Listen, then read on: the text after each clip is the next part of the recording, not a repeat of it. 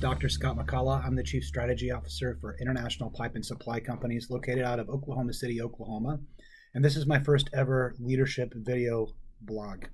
Today, I'd like you to join me as we talk about leadership and maybe enjoy a cup of coffee together. So recently I was asked about underutilized tools that leaders may not remember or think about as they go through their daily business of running a company, leading groups of people, so on and so forth.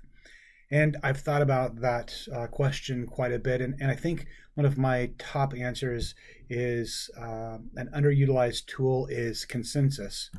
So consensus is when a group shares opinions and members listen and truly listen and work at understanding others, and a decision or solution is made using those opinions. It's a method of finding and using common ground, and contrary to some guidance that is out there, consensus is not simply a majority vote. And when we look at teams of leaders, I think too often a badge of success is that a leader states their opinion and then they hold their ground, or proverbial dig their heels into the sand. If your idea is used, then that means you win and you get the leadership badge. Well, I'm positive that in a majority of these cases, had those leaders slowed the process just a little and listened to their teammates, shared their opinions, maybe others could have shifted or changed how they viewed the issue at hand, and consensus possibly could have occurred. And I believe in leadership, if consensus can occur, then we get a stronger outcome for the leadership team. So how do leaders go about using consensus as a tool? Well, true consensus takes some work. Listening is key. And when talking, another key is that it's important to use questions rather than statements. So you have to control the setting, and then you have to allow each leader to share their thoughts fully, while those that are listening are truly listening and trying to gain true understanding. Once all the leaders have gone, you summarize those thoughts and you look for the intersections of agreement.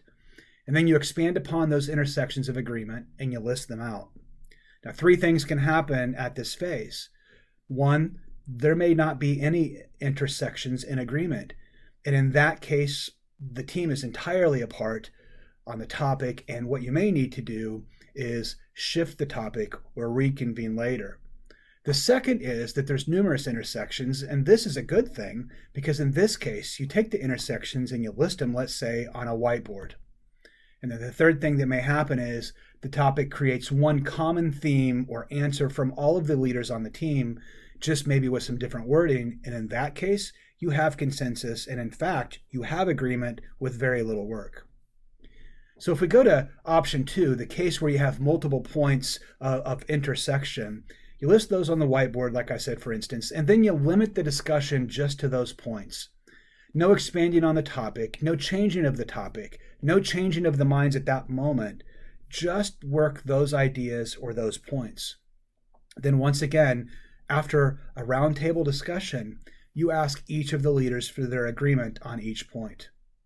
Those points that once again have multiple leaders agree, well, they get carried forward. Points that don't have people agreeing or able to gather around them, well, they get dropped off the board. What's left is likely consensus, and it might be worth moving whatever that thought is forward onto a potential answer to the problem you're working.